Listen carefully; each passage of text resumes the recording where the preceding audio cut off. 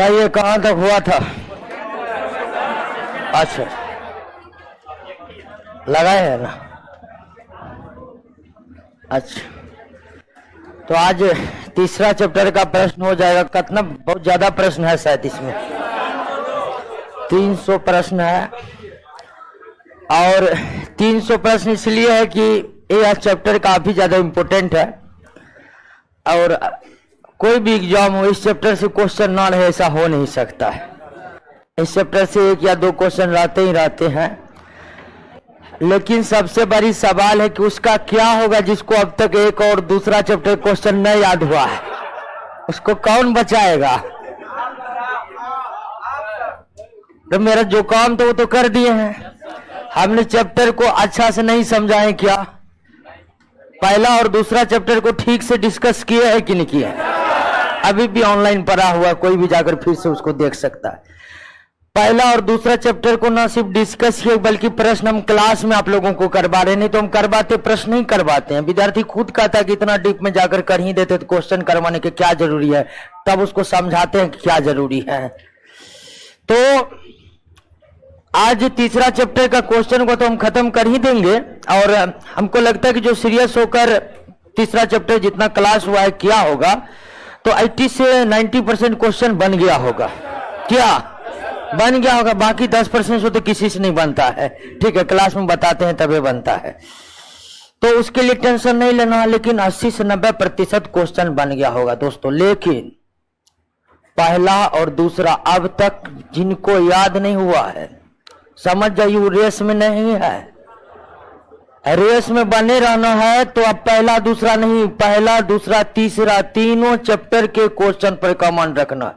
आपको हम बार बार कह रहे हैं कि कुछ नहीं करना, सिर्फ क्वेश्चन समझने का काम हम क्लास में बहुत बेहतरीन तरीके से आपके साथ करेंगे। ठीक है, समझने का टेंशन नहीं लेना है। समझाने के बाद भी नहीं समझे ना तो छोड़ देना, सिर्फ क्वेश्चन रट लेना है, क्योंकि आपको सिर्फ नौकरी करने से मतलब है। तो दोस्तों जिनको पहला और दूसरा चैप्टर याद नहीं हुआ है उसके पास अभी मौका है दोस्तों, क्योंकि कल संडे है, कल छुट्टी रहेगा। तो आइए दोस्तों एक एक प्रश्न को देखते हैं और यही सबसे महत्वपूर्ण काम है, क्योंकि यही काम आपको परीक्षा में करना है। आइए पहला प्रश्न कर रहा है कि ऐसे जीव जिन्हें सामान्यतः खुली आंखों से नहीं देखा जाए, इतना ही पढ़कर क्लियर कर लीजिएगा यह क्या है? जीव है। ठीक है, सिर्फ एक लाइन मेंशन निकल रहा है कि यह सूक्ष्म जीव के बारे में ही पूछ रहा है और एसएससी में पूछा हुआ क्वेश्चन है, सेंट्रल एसएससी में पूछा हुआ क्वेश्चन है। ठीक है, तो ऐसे जीव जिन्हें सामान्यतः खुली आंखों से नहीं देखा जा सकता है, जिन्हें देखने के लिए सूक्ष्मदर्शी की आवश्यकता पड़ती है, उसे हम सूक्ष्म जीव कहते हैं। ठीक है, इसमें कोई दिक्कत? अगला, मनुष्य की आंखों की रिजॉल्विंग पावर कितनी होती है? रिजॉल्विंग पावर का मतलब देखने की वह सीमा जिससे नीचे देखा ना जा सके। रिजॉल्विंग पावर का मतलब है देखने की, मानव के आंखों की देखने की सीमा जिसके नीचे ना देखा जा सके, और वो कितना है? हाँ, यह 0.1 मिलीमीटर हो सकता है, कभी मिलीमीटर में दे दे। तो मानव की आंखों की रिजॉल्विंग पावर 100 माइक्रो का मीटर भी लगा लीजिएगा, माइक्रो या 0.1 मिली। इसका मतलब यह हुआ कि मानव की आंख इससे नीचे यानी कि इससे छोटी वस्तु को इससे छोटी वस्तु को देखने के लिए हमें माइक्रोस्कोप की जरूरत पड़ेगी। हमारा आंख या एक वयस्क व्यक्ति का स्वस्थ आंख इससे बड़ा वस्तु को ही देख पाएगा। क्लियर है? तो रिजॉल्विंग पावर इतना। माइक्रोस्कोप का आविष्कार जैनसन ने किया था। इसके बारे में हम सेल चैप्टर जब पढ़ रहे थे ना, तब हम बताए थे कि जैनसन और जैनसन, ठीक है, जेड जैनसन और जैनसन तथा जैनसन। कंपाउंड माइक्रोस्कोप का आविष्कार ल्यूवेनहॉक ने किया था। कंपाउंड माइक्रोस्कोप का आविष्कार, कंपाउंड माइक्रोस्कोप उस माइक्रोस्कोप कहते हैं जिसमें 2 लेंस लगे होते हैं। कितने लेंस? और दोनों ही लेंस दोस्तों क्या होते हैं? उत्तल होते हैं। क्या होते हैं? उत्तल होते हैं। आप कभी फिजिक्स पढ़े होंगे 12th क्लास में, तो दोस्तों इस तरह का जो होते हैं माइक्रोस्कोप, उसे कंपाउंड माइक्रोस्कोप कहते हैं। ठीक है, जिसमें एक को कहा जाता है अभिदृश्यक, क्या कहा जाता है, और दूसरा को क्या कहा जाता है? नेत्रिका। अभिदृश्यक और तो दो लेंस वाले, ठीक है, ऑब्जेक्ट लेंस और आई लेंस इंग्लिश में कहा जाता है। ऐसे सूक्ष्मदर्शी जिसमें दो लेंस लगे हो उसे ही क्या कहते हैं? संयुक्त सूक्ष्मदर्शी कहते हैं, जिसको पहली बार ल्यूवेनहॉक ने बनाया था, खुद से बनाया था। इलेक्ट्रॉन माइक्रोस्कोप का खोज तथा नॉल एवं रस्का ने किया था। इसके भी बारे में हम सेल चैप्टर जब पढ़ रहे थे तो पढ़े थे कि नॉल और रस्का ने जब इलेक्ट्रॉन माइक्रोस्कोप खोजा तो उसके बाद ही सेल का जो विकास है वो हो पाया ठीक तरह से, वरना जब इलेक्ट्रॉन माइक्रोस्कोप नहीं था तो सेल के संबंध में सिर्फ अनुमान लगाए जाते थे। तो नॉल एवं रस्का ने किया है दोस्तों। वायरवाइड्स की खोज किसने की? थियोडोर डायलर ने किया था। वायरवाइड्स का आविष्कार थियोडोर डायलर ने किया था, 1971 में शायद किया था ना। निम्नलिखित में कौन सा कथन वायरवाइड्स के विषय में सही नहीं है? यह सिंगल स्ट्रैंडेड आरएनए मॉलिक्यूल्स है, बिल्कुल सही है। अब यहां पर देखिए सिंगल स्ट्रैंडेड का क्या मतलब हुआ। देखिए न्यूक्लिक एसिड जो है ना दो प्रकार के होते हैं, ठीक है, ठीक है। न्यूक्लिक एसिड आगे हम पढ़ेंगे जेनेटिक चैप्टर में इसके बारे में काफी डिटेल से, लेकिन न्यूक्लिक एसिड के बारे में बात करिएगा तो न्यूक्लिक एसिड जो है दो प्रकार के होते हैं, डीएनए और आरएनए। अगर दोस्तों डीएनए की अगर संरचना देखें तो डीएनए की संरचना जो है डबल हेलिक्स होता है। क्या होता है? लेकिन अगर आरएनए की संरचना देखें तो इसमें सिंगल हेलिक्स। इसीलिए आरएनए को सिंगल स्ट्रैंडेड कहा जाता है, क्योंकि अगर माइक्रोस्कोप से इस मॉलिक्यूल्स की हम संरचना को देखें तो यह सिंगल हेलिक्स संरचना हमें दिखाई पड़ती है। तो सिंगल स्ट्रैंडेड का मतलब कि यह सिंगल हेलिक्स वाली संरचना है, और डीएनए ठीक इसी तरह क्या होता है? डबल हेलिक्स संरचना होता है। तो ये मत सोचिएगा कि ये सिंगल स्ट्रैंडेड क्या है, कभी कभी दे देगा डबल स्ट्रैंडेड, तो आरएनए डबल स्ट्रैंडेड हो ही नहीं सकता है, हो ही नहीं सकता, ठीक है। तो ये बिल्कुल सही है। फिर यही देता कि यह डबल स्ट्रैंडेड आरएनए मॉलिक्यूल्स है, तो डबल स्ट्रैंडेड आरएनए होता ही नहीं है, तो ये बिल्कुल सही है दोस्तों। यह केवल पौधे में पाए जाते तथा कई प्रकार की बीमारियां पैदा करते हैं, बिल्कुल सही है। वायरवाइड्स केवल पौधे में पाए जाते हैं, केवल आरएनए के बने होते हैं। वायरवाइड के अणु एक पौधे से दूसरे पौधे में स्थानांतरित नहीं हो सकते हैं। बिल्कुल हो सकते हैं दोस्तों, बिल्कुल हो सकते हैं। यानी वायरवाइड जो है दोस्तों संक्रामक होते हैं। संक्रामक का मतलब ही होता है कि एक पौधे से दूसरे पौधे में फैलना, चाहे हवा के माध्यम से फैले, आपसी संपर्क के माध्यम से फैले, जल के माध्यम से फैले, फैलने का मतलब ही संक्रामक है। और जितने भी सूक्ष्म जीव है, सीधा एक ही कॉन्सेप्ट रखना है, जितने भी सूक्ष्म जीव है सब संक्रामक होते, सब फैलते हैं एक सजीव से दूसरे सजीव में। एकदम कॉन्सेप्ट क्लियर रहना। कोई भी ऐसे सूक्ष्म जीव नहीं है जो फैलते नहीं है, तो सी नंबर गलत है। वायरवाइड्स पर पोषी के एंजाइम के मदद से गुणन करते हैं, रिप्लिकेशन करते, बिल्कुल। रिप्लिकेशन का मतलब यहां रिप्रोडक्शन से है, ठीक है। चूंकि यह पूरी तरह से सही सजीव नहीं है, इसलिए यहां रिप्रोडक्शन शब्द का इस्तेमाल नहीं किया गया, रिप्लिकेशन शब्द का इस्तेमाल किया गया। तो वायरवाइड जो अपनी संख्या को बढ़ाता है तो वो तो जीवित कोशिका में ही बढ़ा पाएगा, और जीवित कोशिका के एंजाइम के मदद से ही बढ़ा पाएगा, क्योंकि वायरवाइड्स में खुद का कोई एंजाइम नहीं है, आरएनए के अलावा कुछ है ही नहीं इसके बॉडी में। तो ये भी सही है। रिप्लिकेशन का मतलब संख्या बढ़ाने से है, तो सी नंबर गलत है दोस्तों। अगला क्वेश्चन, प्रियन क्या है?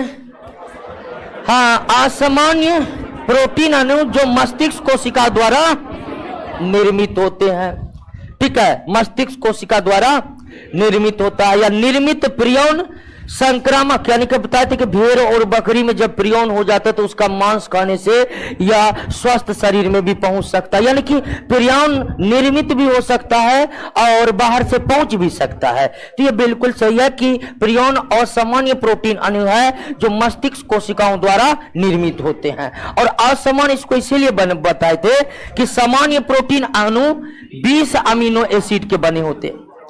सामान्य प्रोटीन अणु कितने अमीनो एसिड के?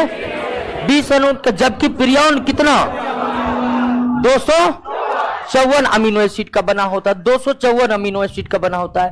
तो असामान्य प्रोटीन अणु हम इस प्रियन को इसलिए कहते हैं क्योंकि एक प्रियन मॉलिक्यूल्स तैयार होने में 254 अमीनो एसिड भाग लेते हैं।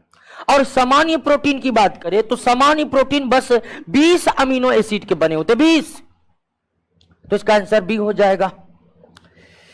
बकरी तथा भेड़ में तंत्रिका तंत्र को प्रभावित करने वाला प्रियन। मनुष्य में क्रूट सल्फोट याकोब बीमारी प्रियन से कोई भी बीमारी हो वो मस्तिष्क को प्रभावित करेगा, यानी नर्वस सिस्टम को प्रभावित करेगा। निम्नलिखित कथनों पर विचार कीजिए। PRPC प्रियन रोग उत्पन्न नहीं करते हैं? बिल्कुल नहीं करते हैं। ये वाला फॉर्म रोग उत्पन्न नहीं करते हैं। इसको अल्फा हेलिक्स भी कहा जाता है। क्या कहा जाता है? हाँ, PRPC को अल्फा हेलिक्स भी कहा जाता है। बिल्कुल यह प्रियन रोग उत्पन्न नहीं करते, ये सही है। अब PRPSC को क्या कहते हैं? बीटा सीट कहते हैं। बीटा सीट प्रियन रोग उत्पन्न करने योग्य हो जाते हैं। बिल्कुल दोनों का दोनों कथन क्या है दोस्तों? सही है। दोनों का दोनों कथन सही है। ये वाला जो प्रियन है यानी अल्फा हेलिक्स कह लीजिए या PRPC कह लीजिए, बीटा सीट कह लीजिए या PRPC, ये दोस्तों विभिन्न प्रकार के प्रियन का कंपोजिशन है। ठीक है, यानी कि स्ट्रेन बदलने का गुण जिस तरह वायरस में होता है ना, उसी तरह प्रियन जो है, और कभी भी यह वाला प्रियन इसमें कन्वर्ट हो सकता है। यानी जो प्रियन बीमारी नहीं फैला सकता है, हो सकता है कुछ कारणों से वो बीमारी फैलाने वाले प्रियन में कन्वर्ट हो जाए। तो यहां पर दोनों ही कथन सही है, दोनों कथन सही है। कई अभी तुरंत देखें, और सामान्य प्रोटीन अणु प्रियन कितने अमीनो अम्ल के बने होते हैं? 254 अमीनो अम्ल के बने होते हैं। 254 अमीनो अम्ल के बने होते हैं। गाय बैल में होने वाला मेड कॉ बीमारी किसके कारण? सॉरी प्रियन, हाँ प्रियन कारण होता है। मेड कॉ बीमारी या BSC जो है वह प्रियन के कारण होता है। सूक्ष्म जीवों की खोज सर्वप्रथम किसने किया था? ल्यूवेनहॉक ने किया था, और सूक्ष्मजीव के रूप में इन्होंने बैक्टीरिया को खोजा था। यानी पहला खोजा जाने वाला सूक्ष्मजीव बैक्टीरिया है, जिसको ल्यूवेनहॉक ने अपने द्वारा बनाए गए कंपाउंड माइक्रोस्कोप की सहायता से खोजा था। आगे बढ़ते दोस्तों, माइक्रोबायोलॉजी के जनक किन्हें कहा जाता है? फादर ऑफ बैक्टीरियोलॉजी भी किन्हें कहा जाता है?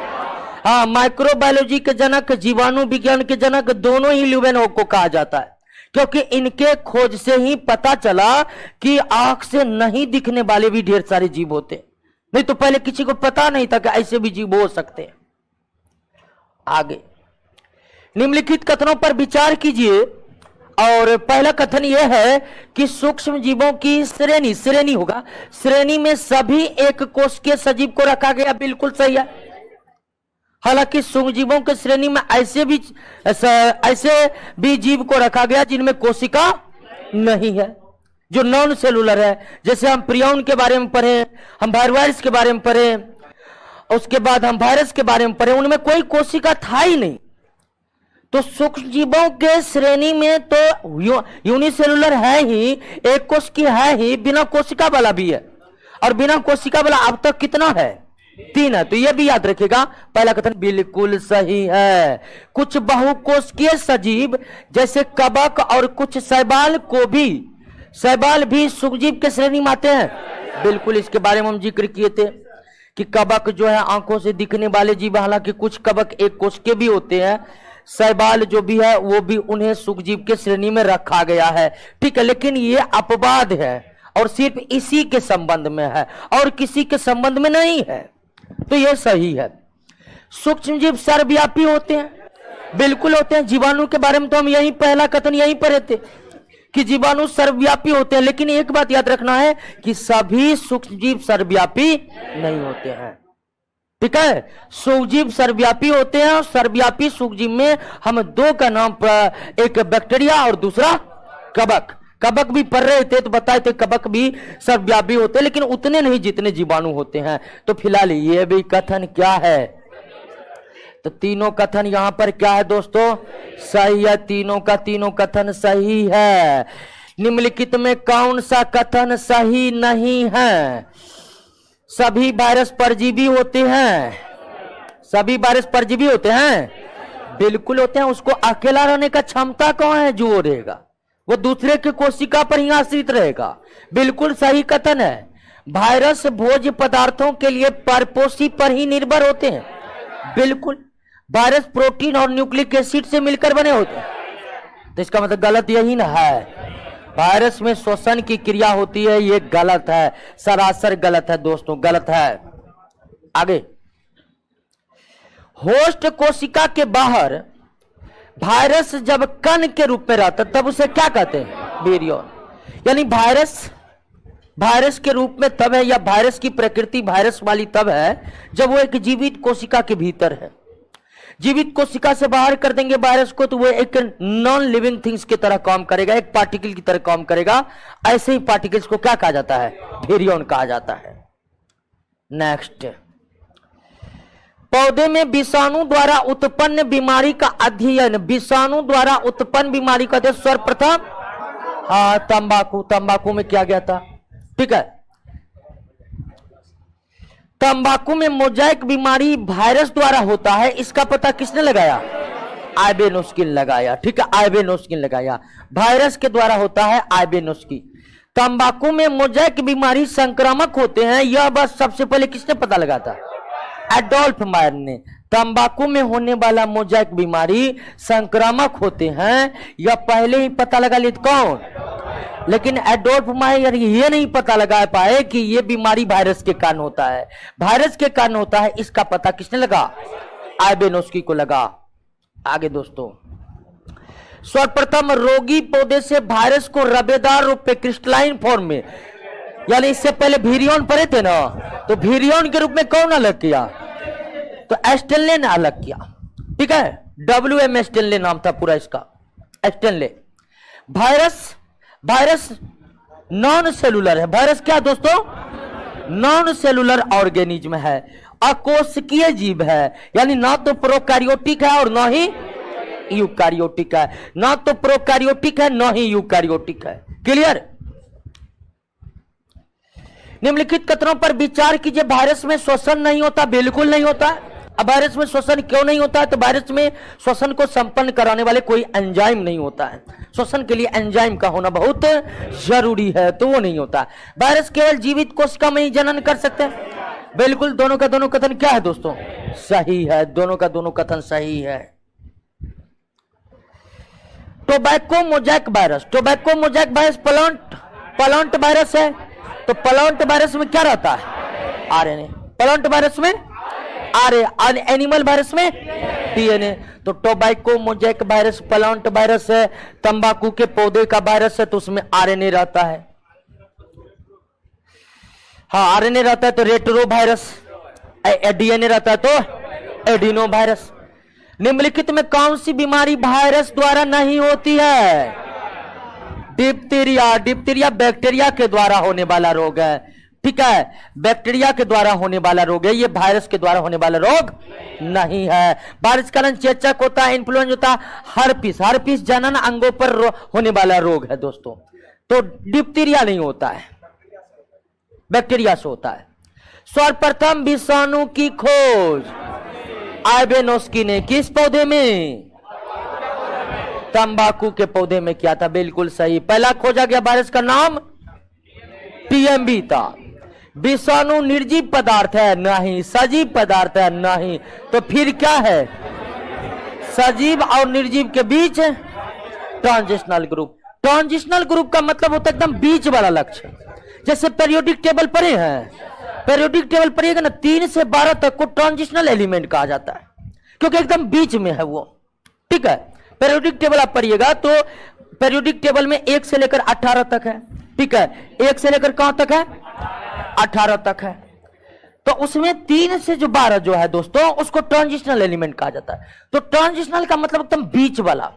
ठीक है, यानी कि सजीव का भी लक्षण और ये तो हम जान ही चुके हैं कि वायरस में सजीव और निर्जीव दोनों के लक्षण है। तो इन्हें सजीव और निर्जीव के बीच का ट्रांजिशनल ग्रुप कहा जाता है। ट्रांजिशनल ग्रुप का मतलब है सजीव वाला भी लक्षण और HIV द्वारा एड्स होता है। ये तो बदनाम क्वेश्चन है ना जी, हर एग्जाम में पूछा हुआ। एड्स का कारण क्या है?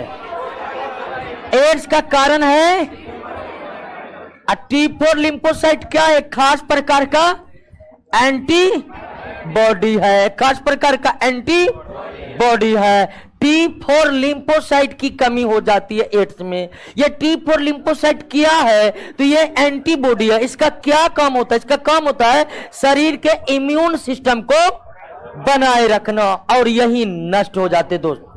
ठीक है,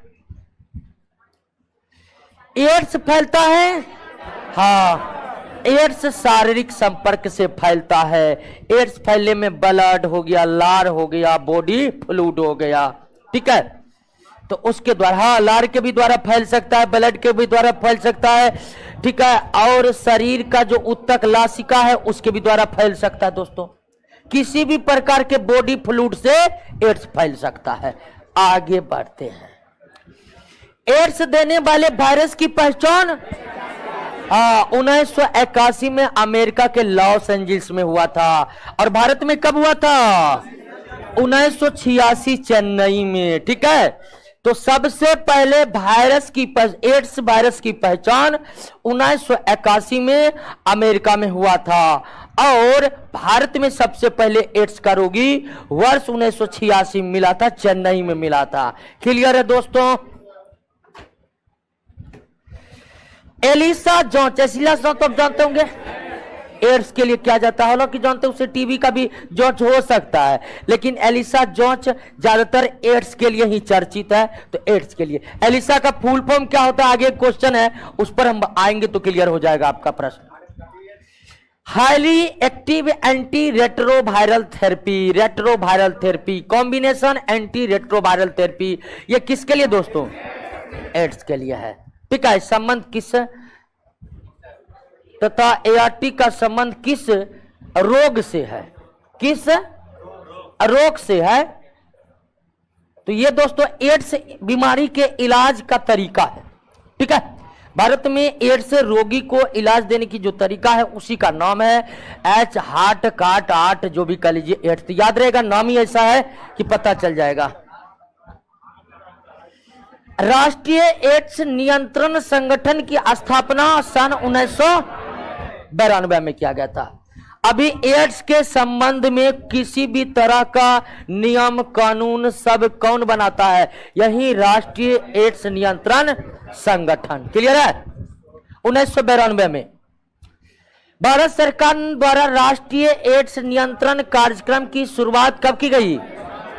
1992 में, यानी जिस वर्ष राष्ट्रीय एड्स नियंत्रण संगठन की स्थापना हुई उसी वर्ष भारत सरकार ने एड्स रोगियों के लिए या एड्स उन्मूलन के लिए अभियान शुरू कर दिया था। ठीक है, और एड्स उन्मूलन के लिए पहला चरण चला था 1992 से 1999 तक।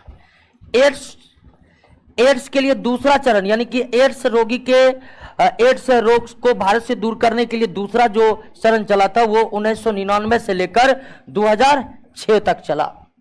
और तीसरा चरण की शुरुआत जो है दोस्तों 2007 से लेकर 12 तक, और वर्तमान में चौथा चरण चल रहा। चौथा चरण भी समाप्त हो चुका है, और 2012 से 17 तक।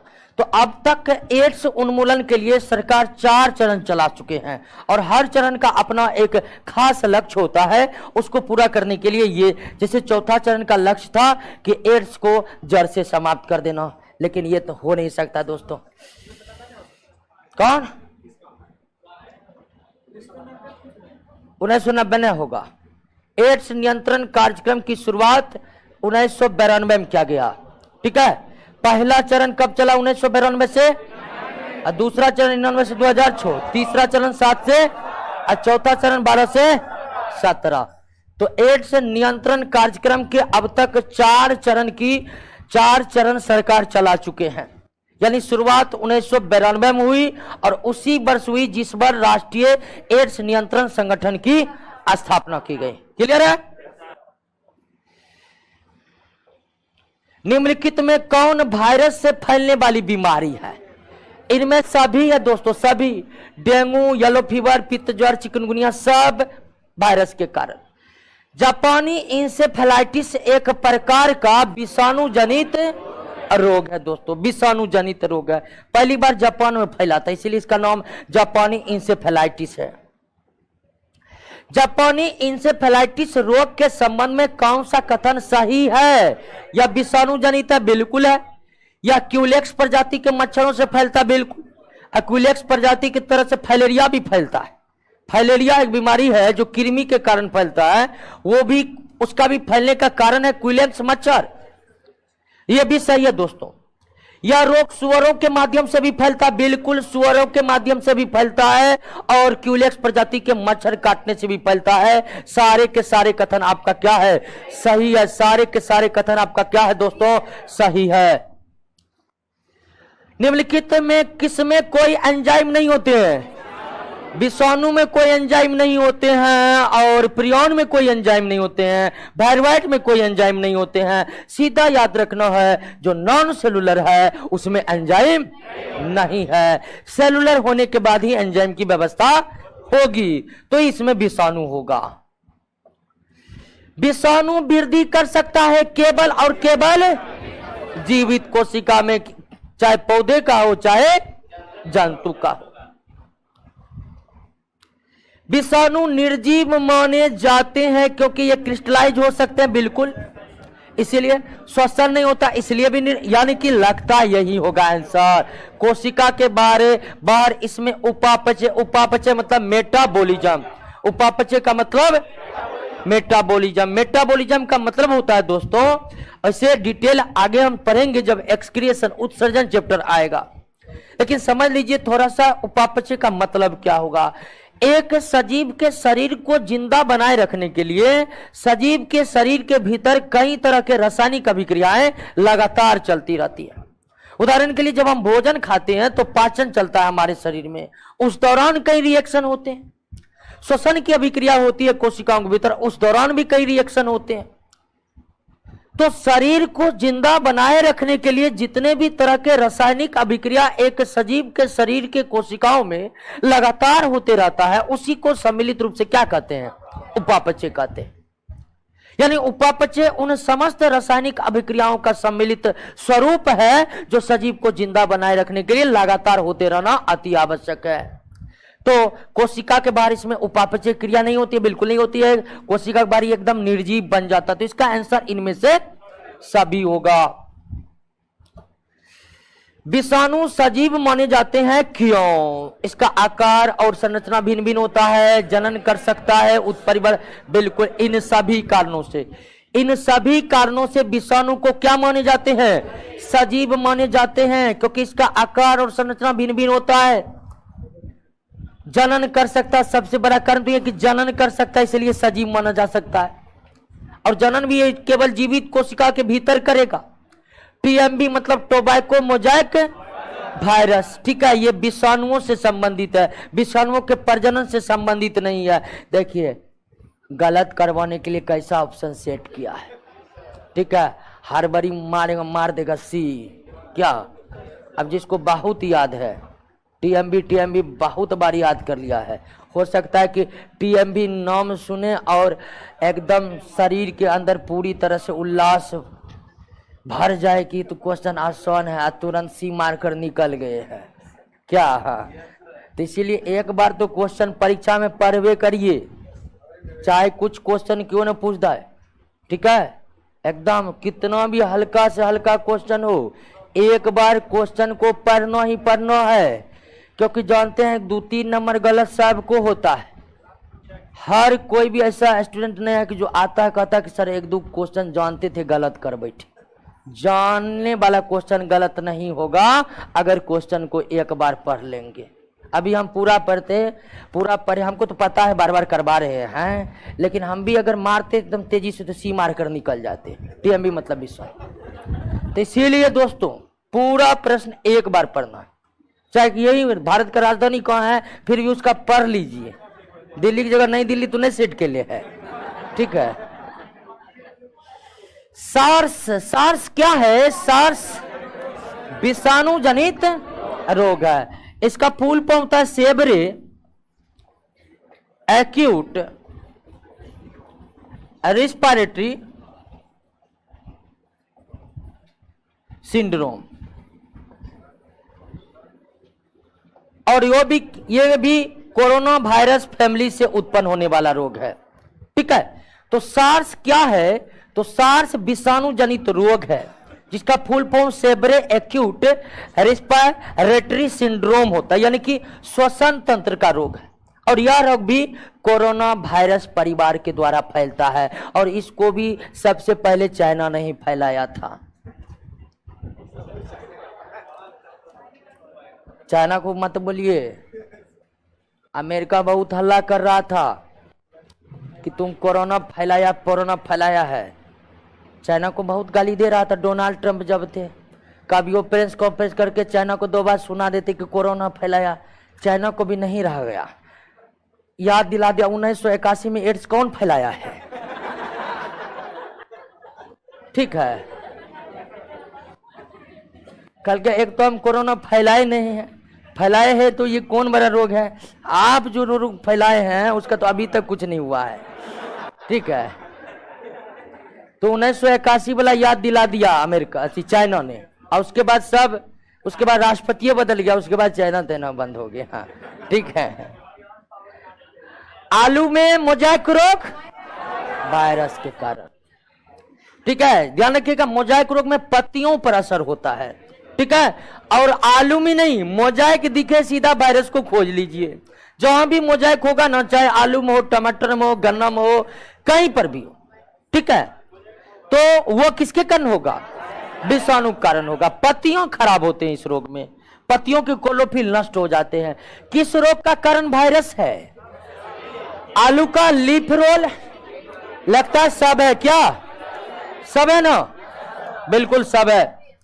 विषाणु क्या होता है? विषाणु न्यूक्लिक एसिड और प्रोटीन से निर्मित एक मॉलिक्यूल्स है जो सजीव कोशिकाओं के भीतर सजीवों की तरह व्यवहार करने लगते हैं। दोस्तों, न्यूक्लिक एसिड और प्रोटीन, वायरस की संरचना में प्रोटीन का खोल जो न्यूक्लिक एसिड को चारों ओर से घेरा रहता है उसे क्या कहते हैं? कैप्सिड। और कैप्सिड, ठीक है, आपको वायरस की सारी आकृति बताए थे कि वायरस जो है दोस्तों ये आपका न्यूक्लिक एसिड है, तो इसके चारों ओर जो है दोस्तों, चारों ओर जो है ये कैप्सिड हो गया। ये क्या हो गया? कैप्सिड। कैप्सिड और ये दोस्तों न्यूक्लिक एसिड। अगर प्लांट वाला है तो आरएनए, एनिमल वाला है तो डीएनए। और ध्यान रखिएगा कि इसका आरएनए और DNA double helix single helix नहीं होता है, क्वाइल्ड शेप में होता है। अब कैप्सिड जो है, कैप्सिड भी छोटे छोटे मॉलिक्यूल से बना होता है जिसे क्या कहते हैं? कैप्सोमियर कहते हैं। यानी प्रोटीन का खोल कैप्सिड भी छोटे छोटे पार्ट से मिलकर बना होता है, और कैप्सिड के छोटे छोटे पार्ट को क्या कहते हैं? कैप्सोमियर कहते हैं। क्या कहते हैं? कैप्सोमियर कहते हैं। अगला फूट एंड माउथ, हाँ, इसको खुरपका मुंहपका रोग कहते हैं। खुरपका मुंहपका, ठीक है, हिंदी में। तो फुट एंड माउथ रोग विषाणु के कारण। मुर्गियों में मोने भयंकर रानीखेत, विषाणु के कारण। रानीखेत बहुत भयंकर है दोस्तों, एक मुर्गी का हो गया तो मुर्गी फौरन साफ, ठीक है, स्वाहा। इतना तेजी से ये फैलने वाला रोग है विषाणु कारण, रानीखेत। यही होता है रानीखेत बीमारी। इतना जब देखिएगा कि कभी कभी मुर्गी फार्म या डेयरी फार्म जो होते हैं वो अत्याधुनिक तरीके से उसको रखा जाता है। कभी कभी क्या होगा, जिसको कोई पता नहीं है, जो कोई काम करने का पूरा निकम्मो है, वो लोन लेकर खोलेगा क्या, मुर्गी फार्म। ठीक है, ऐसा हम देखें, कई एग्जाम्पल देखे। मुर्गी फार्म या डेयरी फार्म जो भी आधुनिक फॉर्म है, उसमें कई तरह के ज्ञान का होना अति आवश्यक है। नहीं तो बहुत को ऐसा है कि मुर्गी पालने में क्या, गाय पालने में क्या, अरे कुछ नहीं है तो काहे एग्रीकल्चर यूनिवर्सिटी सरकार खोल के रखे हैं, बेवकूफ है क्या। गांव गांव जाकर घुमा देता। आज देखते हैं कितना एग्रीकल्चर बाकायदा उसका भी एग्जाम होता है, उसमें परीक्षा लेकर जाता है। एग्रीकल्चर यूनिवर्सिटी की स्थापना ये भी इसलिए की गई है, खासकर आधुनिक तकनीक के आधार पर जो मुर्गियों का पालन होता है, गौ पालन होता है, उसकी समुचित ट्रेनिंग दी जाए। कभी कभी लोन के अभाव, लोन के लोभ में जो है, ठीक है, इसके लिए सरकार लोन देती है कि ताकि स्वरोजगार को बढ़ावा मिले। लोन के चक्कर में जो कुछ नहीं है, जिसको पता नहीं है क्या है कुछ, जो कभी पढ़ा नहीं है कुछ, वो जाके मुर्गी फार्म खोलेगा। और सभी का कि कुछ पता नहीं है, आपको दवाइयों का नाम बताएगा तो याद रहेगा नहीं है। एक मूर्ख आदमी जो कभी किताब तो देखा नहीं है, उसको 5 गो दवाई का नाम बता दीजिए, उसको याद नहीं रहेगा। उसको पहले ये समझाना पड़ेगा ये दवा है, ये दवा है, ये दवा है, तब पता चलेगा हाँ ये दवा है। अधिकांश मुर्गी फार्म जो बर्बाद होते हैं किस रोग के कारण, रानीखेत के कारण। मुर्गियों में होने वाले हैजा, फाउल के राज दोस्तों विषाणु कारण होते हैं। आप हैजा के बारे में पढ़े थे कि ये जीवाणु कारण होते हैं। जब हम हैजा, मानव वाला जो हैजा है वो जीवाणु कारण होता है, लेकिन ये मुर्गी वाला जो हैजा है ये किसके कारण, विषाणु कारण। तो कंफ्यूज नहीं होना है, मुर्गियों में जब हैजा पूछे तो विषाणु कारण, और मानव में होने वाला हैजा बीमारी कारण क्या है, जीवाणु है। निम्नलिखित में कौन विषाणु जनित बीमारी, लगता है सब है, सब है। खसरा भी है, छोटी माता भी है और चेचक है। छोटी माता को चिकन पॉक्स कहते हैं और चेचक को स्मॉल पॉक्स कहते हैं। नेक्स्ट, कुत्ते काटने से, हाँ, या रेबीज होता है, या रेबीज होता है, ठीक है, रेबीज कह लीजिए या हाइड्रोफोबिया कह लीजिए, कोई दिक्कत नहीं है।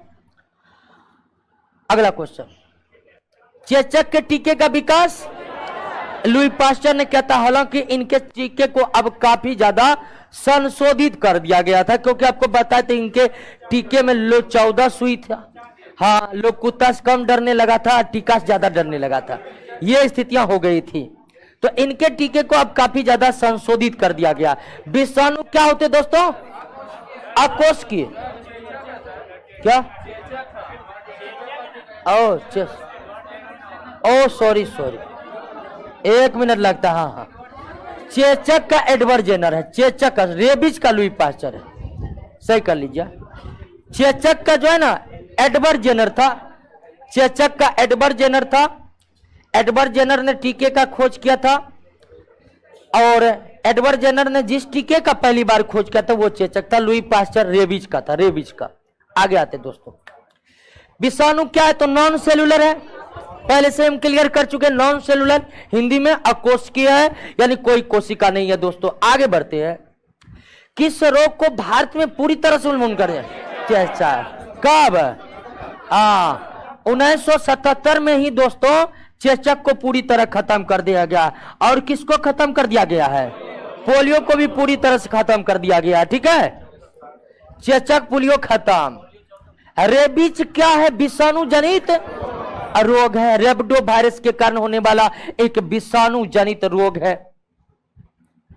अगला, निम्नलिखित में किस रोग में गर्दन की पेशियों पर नियंत्रण समाप्त हो जाता है, अब पानी देखकर डरने लगता है, रेबीज। और यही कारण है रेबीज को हाइड्रोफोबिया कहा जाता है, रेबीज को हाइड्रोफोबिया कहा जाता है। तो बिल्कुल दोस्तों ये रेबीज के बारे में दिया हुआ है। अगले प्रश्न पर हम आते हैं, हाइड्रोफोबिया रोग किसके कारण, विषाणु के कारण। रेबीज रोग किसके कारण, विषाणु के कारण।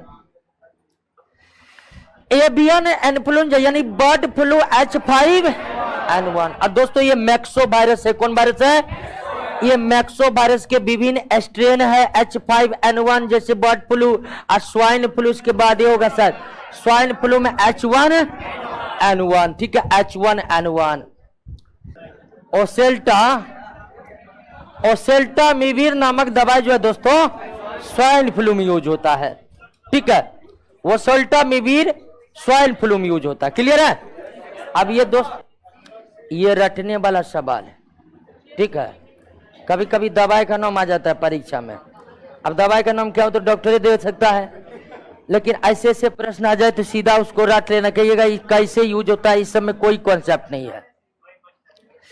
आइए, एड्स विषाणु के लिए सबसे ज्यादा आजमाई गई दवा जीडोउडिन है, जीडोउडिन है, ठीक है। इससे एड्स रोगी की आयु को कुछ दिनों तक एक्सटेंड किया जा सकता है, यानी एड्स का रोगी जो 1 साल के अंदर मर सकता है, उसको यह दवाई दे देकर 3-4 साल तक जिंदा रखा जा सकता है। यह काफी कारगर दवा है।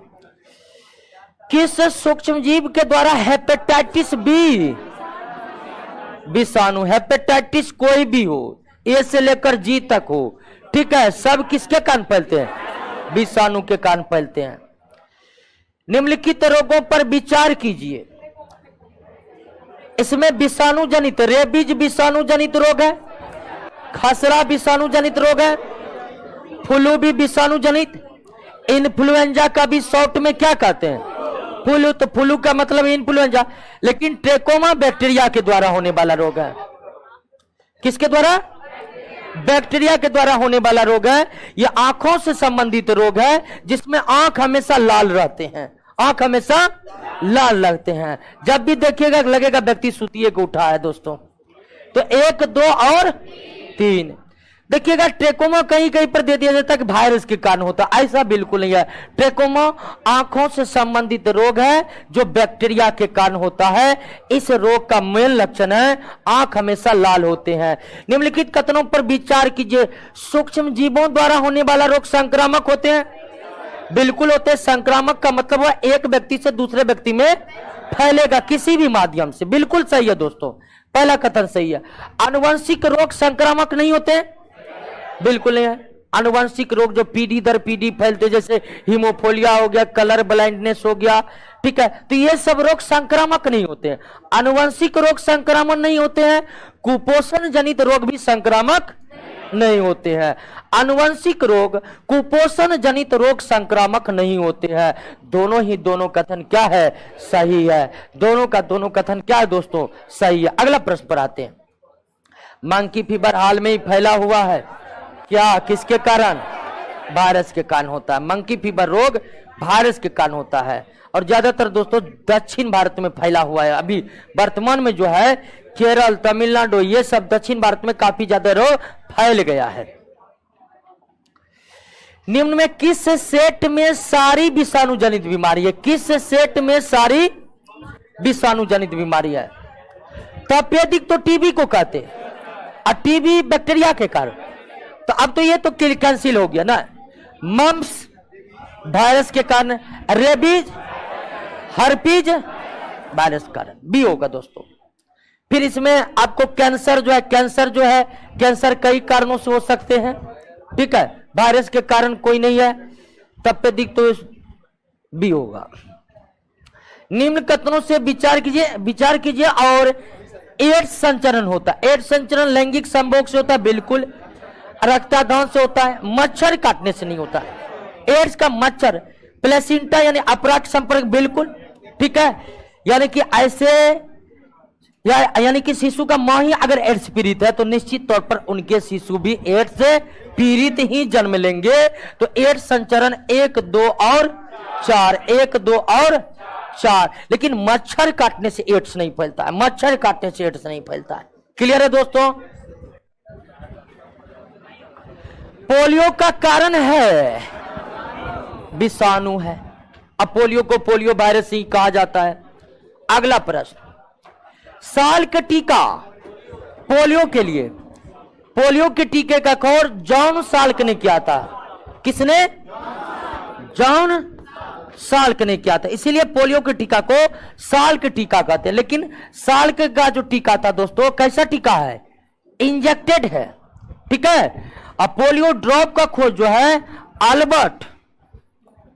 अल्बर्ट सेविन ने किया था। पोलियो ड्रॉप का खोज किसने किया था? ठीक है, ड्रॉप का खोज किसने किया था? सेविन। किसने किया था? तो पहली बार टीका खोज साल्क ने किया था, लेकिन साल्क का जो टीका है वो सुई के माध्यम से दिया जाता है।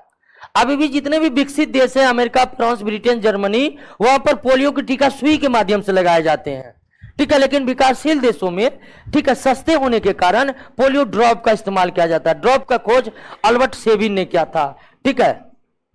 कोई दिक्कत? निम्नलिखित में किस रोगाणु पर एंटीबायोटिक औषधियों का कोई असर नहीं होता है? तो ये कौन है दोस्तों?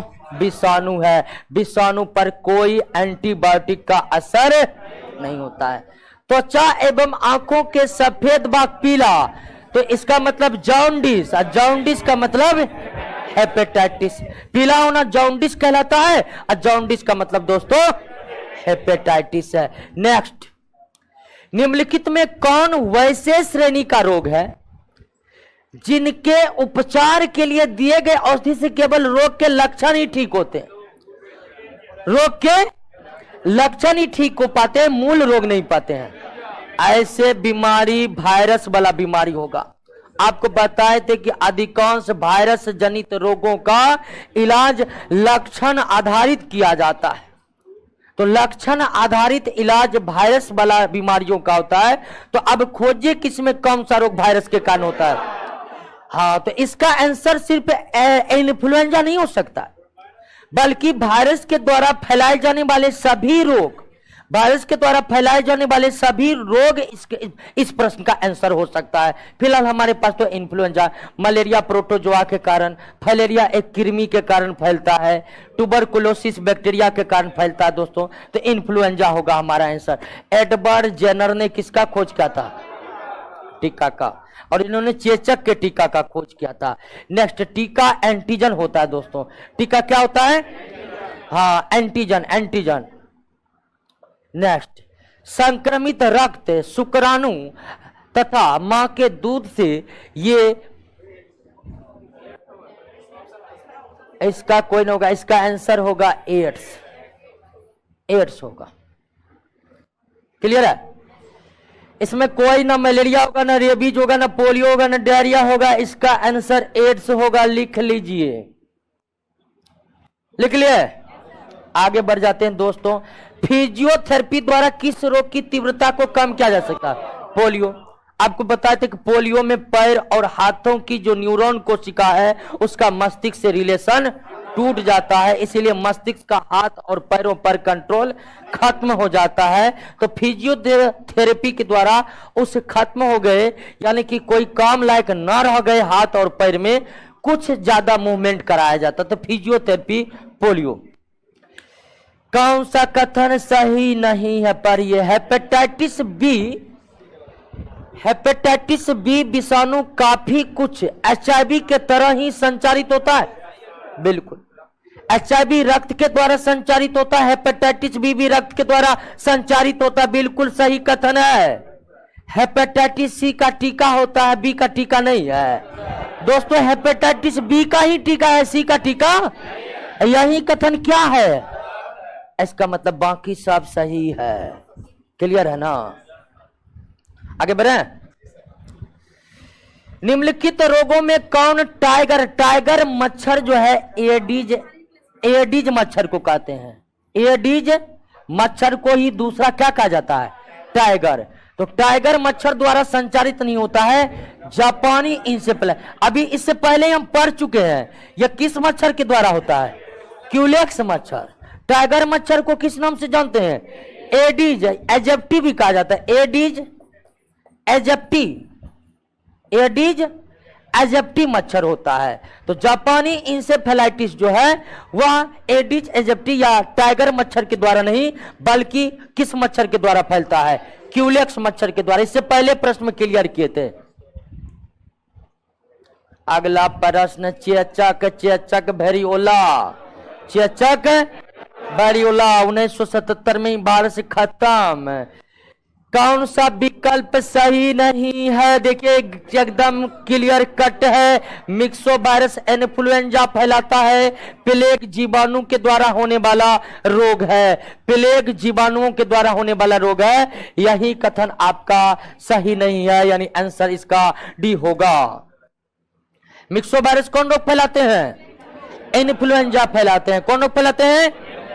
नेक्स्ट, पोलियो पीलिया या हेपेटाइटिस रोग में यकृत सामान्य से अधिक बड़े हो जाते हैं, लीवर सामान्य से अधिक बड़े हो जाते हैं। हेपेटाइटिस ए का संक्रमण रुधिर, लार आदि से होता है। गलत। हेपेटाइटिस ए जल के माध्यम से और भोजन के माध्यम से फैलते हैं। रुधिर और लार के द्वारा किसका संक्रमण होता है? हेपेटाइटिस। हेपेटाइटिस बी का संक्रमण भोजन पानी से। दोनों ही कथन दोस्तों यहां पर क्या है? गलत है। हेपेटाइटिस ए का संचार भोजन और पानी द्वारा, जबकि हेपेटाइटिस बी का संचार रुधिर और लार द्वारा। तो यहां पर ना तो एक सही है और ना ही दो सही है दोस्तों। आंसर डी हो जाएगा। चेचक के प्रति टीकाकरण में समावेश किया जाता है जीवित प्रतिरक्षी का। जीवित प्रतिरक्षी का मतलब क्या हुआ? ठीक है, इससे पहले एक प्रश्न हुआ था कि टीका क्या है, तो टीका एंटीजन है। ठीक है, तो कोई भी रोग से बचने के जो टीका होते हैं ना, उसमें रोग फैलाने वाले सूक्ष्म जीव ही होते हैं। हालांकि टीका बनने के अब कई आधुनिक तरीके इजाद हो चुके हैं, लेकिन कोई भी रोग फैलाने वाला जो टीका, किसी भी रोग को कंट्रोल करने के लिए जो वैक्सीन देते हैं, उसमें उसी रोग को फैलाने वाले सूक्ष्म जीवों को शरीर में प्रवेश करा दिया जाता है। जैसे चेचक से बचने के लिए जो टीका होता है, उसमें चेचक के विषाणु, ठीक है, चेचक के विषाणु को ही शरीर में डाला जाता है, लेकिन इतनी कम मात्रा में कि वो रोग फैलाने योग्य ना। अब चेचक के विषाणु को ही चेचक के टीके के रूप में शरीर में डाल दिया गया है। अब लेकिन इतना नहीं डाला गया है कि वो रोग फैलाने कारक बन जाए। अब हमारे शरीर का एंटीबॉडी जो है वह विषाणु पर अटैक करता है। अटैक करते करते उसको क्या कर देता है? मार देता है। अटैक करते करते क्या होता है? इससे क्या फायदा होता है? इससे फायदा होता है कि शरीर का जो एंटीबॉडी है वह उस विषाणु को मारना सीख जाता है, कि भविष्य में अगर यह बैक्टीरिया प्रवेश करेगा तो इसे कैसे मारना है वो सीख जाता है। यानी टीके देने का मतलब शरीर के एंटीबॉडी को या ट्रेनिंग देना कि तुम्हें वायरस या अन्य सूक्ष्मजीव को मारना कैसे। और जब एक बार एंटीबॉडी मार देता है ना, तो एंटीबॉडी स्वयं कहीं का प्रतिकृति बना लेता है कि हो सकता है भविष्य में और ज्यादा आ जाएगा। तो जब कभी सही में वो चेचक का वायरस शरीर में प्रवेश करता है, तो पहले से तो एंटीबॉडी को हम ट्रेंड करा दिए टीका दे करके, वो तैयार है कि फिर घुसाए। या एंटीबॉडी भी इस बार तैयार है और ज्यादा इफेक्टिव तरीके से उसको मारने के लिए, और सही में प्रवेश कर जाने पर उसे क्या कर देते? मार देते। तो टीके के टीकाकरण में प्रायः जीवित प्रतिरक्षियों का, यानी कि रोग फैलाने वाले रोगाणुओं को ही शरीर में सूक्ष्म मात्रा में प्रवेश दिला दिया जाता है। क्लियर है? सुअरों को मानव रिहायशी क्षेत्र से दूर रखनी चाहिए, क्योंकि जापानी इंसेफेलाइटिस फैल सकता है दोस्तों। रेबीज के वायरस से संक्रमित कुत्ते किस प्रकार के व्यवहार दर्शाते हैं? दोनों न। कुत्ता अत्यंत क्रोधित एवं उग्र हो जाते हैं, कुत्ता सुस्त एवं मौन होकर किसी एकांत स्तर पर पड़े रहते। दोनों दोस्तों, दोनों। अगला प्रश्न, घात करो और छिप जाओ, ये RSV विषाणु है दोस्तों। ठीक है, RSV वायरस, वैसे वायरस पद शामिल है, और ये भी रिस्पिरेटरी सिंड्रोम का रोग है। ठीक है, जैसे सार्स है ना दोस्तों, वही है। अब इसको घात करो छिप जाओ, ये रोग फैला देते हैं, और किसी भी प्रकार के डायग्नोसिस में ये जल्दी पकड़ में नहीं आते। ठीक है, इसलिए इसको RSV विषाणु कहते हैं। डेंगू बुखार में मानव शरीर में किसकी कमी हो जाती है? प्लेटलेट्स की कमी हो जाती है। प्लेटलेट्स की कमी हो जाती है। जीका वायरस मनुष्य में किस जीका वायरस? एडीज मच्छर के द्वारा। एडीज या टाइगर मच्छर, एडीज मच्छर को टाइगर मच्छर भी कहा जाता है। तो जीका वायरस इसी कारण फैलता है। जीका वायरस मनुष्य के किस भाग को प्रभावित करता है? तंत्रिका तंत्र को। किसको प्रभावित करता है दोस्तों? तंत्रिका तंत्र को प्रभावित करता है। इबोला शब्द क्या है? इबोला पश्चिमी अफ्रीका में एक विषाणु का प्रकोप है। जीका हो गया, इबोला हो गया, चिकनगुनिया हो गया, डेंगू हो गया, पितजर हो गया, सब वायरस से होने वाले रोग हैं। अगला बैक्टीरियोफेज, एक तो वायरस है जी। बैक्टीरियोफेज क्या है? वायरस है। बैक्टीरियोफेज में प्रोटीन और डीएनए रहता है, प्रोटीन और डीएनए रहता है, प्रोटीन और डीएनए रहता है। युवा व्यक्ति में एचआईवी एड्स होने की आशंका निम्नलिखित लक्षणों में किस एक से अधिकांश तथा संबंध होती है? अधिकांशता। इसका आंसर होगा दीर्घ अस्थायी शिरोवेदना। अब इसका मतलब क्या है? शिरोवेदना का मतलब हुआ कि पूरे शरीर में लगातार हल्का हल्का दर्द रहना, शरीर कमजोर होना। कमजोरी के कारण जो दर्द उत्पन्न होता है उसी को क्या कहते हैं? कमजोरी के कारण जो दर्द उत्पन्न होता है उसे क्या कहते हैं? शिरोवेदना। तो दीर्घ अस्थायी शिरोवेदना, ठीक है। और ये पूछा हुआ प्रश्न हम इनका इंग्लिश वाला निकालने की कोशिश की है, लेकिन ऐसा कुछ मिल नहीं पाया हमको। तो दोस्तों इसको याद रख लेना है, दीर्घ अस्थायी शिरोवेदना। दीर्घ अस्थायी मतलब लंबे समय तक। और यही होता है एड्स रोगी में, लगातार पतले होते जाता है, सूखते जाता है, अंत में दोस्तों उसकी मौत हो जाती है। किस रोग के लिए टेस्ट एंड ट्रीट नीति? दोस्तों एचआईवी के लिए। टेस्ट एंड ट्रीट नीति एचआईवी के लिए है, एड्स के लिए है। एड्स मानव प्रतिहिंसा विषाणु के द्वारा होता है। तो एड्स प्रोटीन और आरएनए से बना होता है, एचआईवी। और आरएनए वाला वायरस को क्या कहते हैं? Retro virus. आरएनए वाला वायरस को, और एचआईवी आरएनए वाला वायरस है। नेक्स्ट, निम्नलिखित में किस व्यक्ति ने पोलियो का टीका विकसित किया? John Salk. हालांकि इनका टीका इंजेक्टेड है। पोलियो ड्रॉप का आविष्कार अल्बर्ट सेबी ने किया। पोलियो ड्रॉप का आविष्कार अल्बर्ट एलिसा का पूरा नाम है एंजाइम लिंक्ड इम्यूनोसोर्बेंट एसे, एड्स के लिए। नेक्स्ट, एड्स, चेचक, पोलियो में यह समानता है कि यह सभी किसके द्वारा होते हैं? विषाणु के द्वारा होता है। एड्स भी विषाणु के द्वारा, चेचक भी विषाणु के द्वारा, पोलियो भी विषाणु के द्वारा होते हैं। जीवाणु का खोज किसने किया है? लगता वायरस का इलाका समाप्त हो चुका है।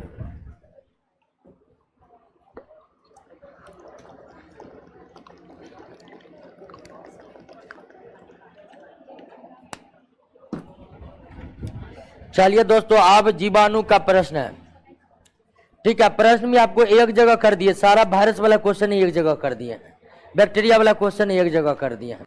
इससे याद करने में अंदर बाहर कौन कर रहे हैं? नहीं, मान नहीं, वो तो किसको पढ़ने में मन लगता है? बहुत कम है कि पढ़ने में मन लगता है। मन लगेगा तभी पढ़िएगा, ऐसा नहीं चलेगा। मन नहीं भी करेगा तब भी पढ़ना है। नौकरी चीज ही ऐसी है, जबरदस्ती आपको पढ़ना पड़ेगा, ठीक है। मन का बात करिएगा तो भर दिन कॉमेडी देखने का मन करेगा, फिल्में देखने का मन करेगा जी, ठीक है। तो पढ़ने का मन नहीं है, ये तो हो नहीं सकता है, बहुत को नहीं रहता है। लेकिन फिर भी दोस्तों जबरदस्ती सो नहीं रहे हैं। हमको रिपोर्ट आता है पीछे हम कुछ सो जाते हैं, ठीक है। तो ध्यान रखिए दोस्तों, जज्बा और जुनून कायम रहेगा तभी कुछ होगा, वरना लाइन में बहुत लगे हैं, एक आप बढ़ जाएगी, इससे क्या फर्क पड़ता है, ठीक है। तो 100 क्वेश्चन हो गया, कहीं कहीं किसी को दिक्कत नहीं ना? दिक्कत है तो हल्का फुल्का होते रहता, आगे बढ़ते दोस्तों, ठीक है। जीवाणु को खोज किसने की? लीवेनहॉक ने की थी। सबसे प्राचीन जीवाणु आर्कीबैक्टीरिया, अब वास्तविक जीवाणु यूबैक्टीरिया। सबसे यानी कि पृथ्वी पर पहले आर्कीबैक्टीरिया आया, आर्कीबैक्टीरिया से विकास करके क्या बना? प्रकाश संश्लेषी बैक्टीरिया साइनोबैक्टीरिया, प्रकाश संश्लेषी बैक्टीरिया साइनोबैक्टीरिया। सर्वप्रथम किसने यह मत व्यक्त किया कि जीवाणु से रोग फैलते हैं? तो लुई पास्चर और रॉबर्ट कोच। आपको बताए थे कि आया था जर्म थ्योरी ऑफ डिजीज। क्या आया था? जर्म थ्योरी ऑफ डिजीज आया था। जर्म थ्योरी ऑफ डिजीज जो है लुई पास्चर और रॉबर्ट कोच ने ही पेश किया था। नेक्स्ट, जीवाणु क्या होते हैं? सभी होते, सभी प्रकार का पोषण प्रकाश संश्लेषी होते हैं, रसायन संश्लेषी होते हैं। रसायन संश्लेषी में कोई दिक्कत हो सकता है कि ये क्या है? रसायन संश्लेषी का मतलब होता है कि कुछ जीवाणु ऐसे होते हैं जो हाइड्रोजन सल्फाइड हो गया, लौह ऑक्साइड हो गया, इन सब कंपाउंड का ऑक्सीडेशन कर देते हैं और ऑक्सीडेशन से वे ऊर्जा उत्पन्न कर लेते हैं अपने जीवन के लिए जरूरी जितनी उनके होती है। अब परपोषित तो होते हैं दोस्तों। निम्नलिखित में कौन राइबोसोम में प्रोकैरियोटिक और प्रोकैरियोटिक में 70 जीवाणु में प्रोकैरियोटिक कोशिकाएं होते हैं और हम जान चुके हैं कि प्रोकैरियोटिक में 70S होते हैं, तो 70S। निम्नलिखित में कौन सा एक सही नहीं है? जीवाणु एक कोशिकीय है, बिल्कुल सर्वव्यापी है, बिल्कुल समूह। ये गलत है दोस्तों। जीवाणु में कोशिका भित्ति पाई जाती है, पेप्टिडोग्लाइकन की कोशिका भित्ति पाई जाती है। जीवाणु को पौधा इसलिए माना गया है कि जीवाणु में कठोर कोशिका भित्ति होती है, यानी कोशिका भित्ति की उपस्थिति के कारण ही पौधों को जीवाणु के श्रेणी में रखा गया है। लेकिन दोनों के कोशिका भित्ति अलग अलग बने होते हैं।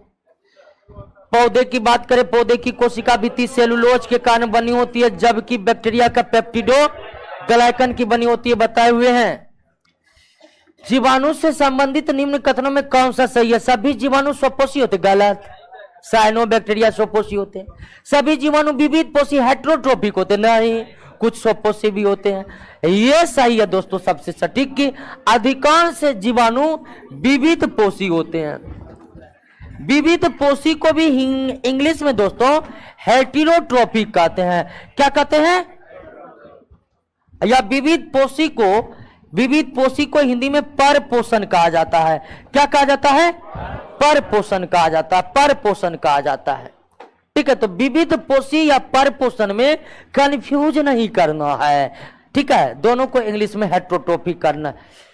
जीवाणुविक कोशिका में क्या नहीं होता? सूत्रकणिका नहीं होता। सूत्रकणिका का मतलब माइटोकॉन्ड्रिया। माइटोकॉन्ड्रिया को ही एकदम विशुद्ध हिंदी में सूत्रकणिका कहा जाता है। कोशिका भित्ति होती है, जीव द्रव कला यानी कि प्रोटोप्लाज्मिक मेम्ब्रेन पाया जाता है, राइबोसोम पाया जाता है, माइटोकॉन्ड्रिया नहीं पाया जाता है, न्यूक्लियस नहीं पाया जाता है। निम्नलिखित पर विचार, जीवाणु की आकृति विषाणुओं की तुलना में बड़ा होता है। बिल्कुल सही है, जीवाणु बड़े होते, विषाणु काफी। जीवाणु फिल्टर पेपर से पास नहीं होता, जबकि विषाणु पास हो जाते। बिल्कुल, फिल्टर पेपर लैब में इस्तेमाल किया जाने वाला एक खास प्रकार का पेपर है, तो उस फिल्टर पेपर से वायरस आर पार हो जाते हैं, लेकिन बैक्टीरिया आर पार नहीं हो पाते। दोनों कथन यहां पर दोस्तों क्या है? सही है, सही है। जीवाणु में किस प्रकार का डीएनए? कुंडलित। ठीक है, कुंडलित। और अगर उच्च सजीवों की बात करें तो उसमें डबल हेलिक्स डीएनए पाया जाता है। ठीक है, एक यूकैरियोटिक कोशिका का डीएनए डबल हेलिक्स होता है, लेकिन एक प्रोकैरियोटिक कोशिका का डीएनए डबल हेलिक्स नहीं होता, उसका कुंडलित होता है। दोस्तों जोश नरम पड़ रहा है, बहुत को देख रहे हैं सुस्त पड़ रहे हैं, अभी तो अधून हुआ है दोस्तों। जीवाणु की साधारण आकृति क्या होती है? साधारण आकृति गोल होती है। हाँ, गोल गोल। जीवाणु जो कोमा आकार के होते हैं, वाइब्रियो, कोमा आकार का वाइब्रियो, गोल आकार को कोकाई, क्षर आकार को, सर्पिल आकार को, कोमा आकार को वाइब्रियो। जो जीवाणु आकार में सबसे छोटे होते, सबसे छोटे गोलाणु, सबसे छोटे गोलाणु, गोलाकार बैक्टीरिया सबसे छोटे आकार के बैक्टीरिया। अगला, एक सर्पिल जीवाणु को क्या माना है? एस्पारिलम। सर्पिल जीवाणु को एस्पारिलम। वास्तविक केंद्रक प्रोकैरियोटिक में नहीं होता, और प्रोकैरियोटिक कोशिका किसमें होता है? जीवाणु में होता है। प्रोकैरियोटिक कोशिका में वास्तविक केंद्रक नहीं होते हैं, और प्रोकैरियोटिक कोशिका जीवाणु में होते हैं। अगला, जीवाणु की कोशिका में किसका अभाव होता है? सबका न्यूक्लियस यानी केंद्रिका, केंद्रक झिल्ली, इन सब का अभाव होता है। कभी कभी केंद्रिका हो भी सकता है, लेकिन अगर इनमें से सभी दिया तो सबसे सटीक आंसर दोस्तों डी ही है। केंद्रक, केंद्रिका, केंद्रक झिल्ली, इस दोनों का तो बिल्कुल अभाव होता है। कभी कभी केंद्रिका यानी कि न्यूक्लियोलस पाए जा सकते हैं। निम्नलिखित में कौन सर्वाधिक संख्या में कौन होगा जी? जीवाणु। सबसे पहला जीव यही पृथ्वी पर आया था। पृथ्वी पर का पहला सेलुलर ऑर्गेनिज्म कौन है? जीवाणु है। जो सबसे पहले आया उसका संख्या, वो भी दोस्तों ये सर्वव्यापी होते हैं, इसलिए इसकी संख्या सबसे ज्यादा है। बैक्टीरिया में पाए जाने वाला प्रकाश संश्लेषी आस है, तो वर्ण की लवक, इसको हम कोलोफिल भी कह सकते हैं। प्रकाश संश्लेषी अगर कोई बैक्टीरिया है तो इसका क्या कारण? इसका कारण है कि उसमें कोलोफिल है, इसलिए वो प्रकाश संश्लेषी है। कोलोफिल के अभाव में तो कोई प्रकाश संश्लेषी हो नहीं सकता दोस्तों। प्रकाश संश्लेषी बैक्टीरिया में क्या पाया जाता है? क्रोमेटोफोर पाया जाता है, कोलोप्लास्ट नहीं पाया जाता, क्रोमेटोफोर पाया जाता है। ठीक है, क्रोमेटोफोर। जीवाणुओं में श्वसन का स्थान है कोशिका झिल्ली। श्वसन का स्थान क्या है दोस्तों? क्योंकि इसमें माइटोकॉन्ड्रिया होता नहीं है। ठीक है, माइटोकॉन्ड्रिया, अगर हम यूकैरियोटिक कोशिका की बात करें तो यूकैरियोटिक कोशिका में माइटोकॉन्ड्रिया होते हैं, लेकिन इसमें तो होता नहीं है, तो इसमें श्वसन का स्थान कोशिका झिल्ली ही है। साइनोबैक्टीरिया को क्या कहा जाता है? नील हरित शैवाल, ब्लू ग्रीन अलगी कहा जाता है, नील हरित शैवाल। साइनोबैक्टीरिया होते हैं, साइनोबैक्टीरिया प्रकाशीय स्वपोषी होते हैं। क्या होते हैं? प्रकाशीय स्वपोषी होते हैं, यानी प्रकाश की उपस्थिति में ये प्रकाश संश्लेषण करते हैं। नेक्स्ट, जीवाणुओं के अभिरंजन के लिए, यानी कि जीवाणु को, भिन्न भिन्न प्रकार के जीवाणु को अलग करने के लिए क्रिस्टल वायलेट का यूज किया जाता है। क्रिस्टल, एक बैक्टीरिया को क्लासिफिकेशन करने में कई प्रकार के रंगों का भी इस्तेमाल किया जाता है, जिसमें क्रिस्टल वायलेट कलर का भी इस्तेमाल किया जाता है दोस्तों। अगला, निम्नलिखित कौन सबसे छोटा जीव है? सबसे छोटा जीव माइकोप्लाज्मा है। सबसे छोटा जीव माइकोप्लाज्मा है। जो जीवाणु सीधे ही वायुमंडल से नाइट्रोजन को नाइट्रोजन के यौगिक में बदलते हुए क्या कहलाते हैं? नाइट्रोजन स्थिरीकारी जीवाणु कहलाते हैं। नाइट्रोजन स्थिरीकारी। ठीक है, और विनाइट्रीकारी का मतलब है नाइट्रोजन के यौगिक को नाइट्रोजन में बदलना, नाइट्रोजन को नाइट्रोजन के यौगिक में बदलना, नाइट्रोजन स्थिरीकारी। न्यूडल्स पाए जाते हैं, ये तो दोस्तों दलहन फसल में पाए जाते हैं, जिसमें राइजोबियम नामक बैक्टीरिया सहजीवी के रूप में पाए जाते हैं। तो दलहन पौधा इसमें कौन है? चना। नेक्स्ट, रूट न्यूडल्स पाए जाते हैं। रूट न्यूडल्स लेग्यूमिनस मतलब है, लेग्यूमिनस मतलब दलहनी पौधे, लेकिन रूट न्यूडल्स उसके अलावे, दलहनी पौधे के अलावे भी दोस्तों पाए जाते हैं कुछ पौधे में। इसका जो सबसे सटीक आंसर होगा ना, वो कौन होगा? ए। हालांकि ए भी पूरी तरह से सटीक नहीं है, क्योंकि मूल ग्रंथि का सभी लेग्यूमिनस पादपों में पाया जाता है, लेकिन लेग्यूमिनस पादप का मतलब दलहनी, लेग्यूमिनस पादप का मतलब दोस्तों दलहनी पौधा। तो सभी दलहनी पौधा में रूट न्यूडल्स पाए जाते हैं, जिसमें नाइट्रोजन स्थिरीकारी बैक्टीरिया सहजीवी के रूप में अपना जीवन व्यतीत करते हैं। लेकिन दलहनी पौधे के अलावे और भी कई पौधे हैं जिसमें रूट न्यूडल्स पाए जाते हैं, और उनमें कोई और सूक्ष्मजीव सहजीवी के रूप में पाए जाते हैं। जैसे साइकस का नाम सुने हैं, उनके भी जड़ में रूट न्यूडल्स पाए जाते हैं। पाइनस के पौधों का नाम सुने हैं, उनमें भी रूट न्यूडल्स पाए जाते हैं। तो यहां सबसे सटीक आंसर आपका ए होगा। ए मारिए। नाइट्रोजन स्थिरीकरण में फली, अब फली के ब्रैकेट में लिख लीजिए दलहन। दलहन फसल को ही फली फसल कहा जाता है। दलहन फसल को ही दोस्तों फली फसल कहा जाता है। निम्नलिखित में कौन सा सहजीवी नाइट्रोजन यौगीकरण जीवाणु है? सहजीवी राइजोबियम। सहजीवी के रूप में राइजोबियम के अलावे एक और याद रखिएगा, फ्रैंकिया। हालांकि फ्रैंकिया से रिलेटेड प्रश्न एक और है। ठीक है, अब देखिए ये भी दोस्तों एजेटोबैक्टर, स्यूडोमोनास, ये भी नाइट्रोजन स्थिरीकारी है, लेकिन ये सहजीवी के रूप में नहीं रहते हैं। नाइट्रोजन स्थिरीकरण में लेग हीमोग्लोबिन का काम क्या है दोस्तों? ऑक्सीजन का अवशोषण करना, वायुमंडल से ऑक्सीजन का अवशोषण करना। अधिक नमक वाले अचार में जीवाणु जीवित नहीं रह पाते। एक आपको हम सेल चैप्टर पढ़ाए थे, सेल में एक पढ़ाए थे बाह्य परासरण, एक्जोएस्मोसिस, कि जब एक कोशिका को अति पराशरी विलयन में डाल देते हैं तो कोशिका का सारा कोशिका द्रव बाहर निकल जाता है, बताए थे यार। हाइपरटोनिक सॉल्यूशन में कोशिका को डालने से क्या होगा, हाइपरटोनिक सॉल्यूशन में कोशिका को डालने पर जो होगा वही काम यहां पर होगा। अधिक नमक वाले अचार, अधिक नमक वाले कोई विलयन है तो वो हाइपरटोनिक हो गया। अब उसमें अगर जीवाणु प्रवेश कर गया है तो उसका सारा कोशिका द्रव क्या होगा, बाहर निकल जाएगा, और इस तरह से जीवाणु क्या हो जाएंगे, जीव द्रव कुंचित हो जाएंगे और इस तरह से वो मर जाएंगे।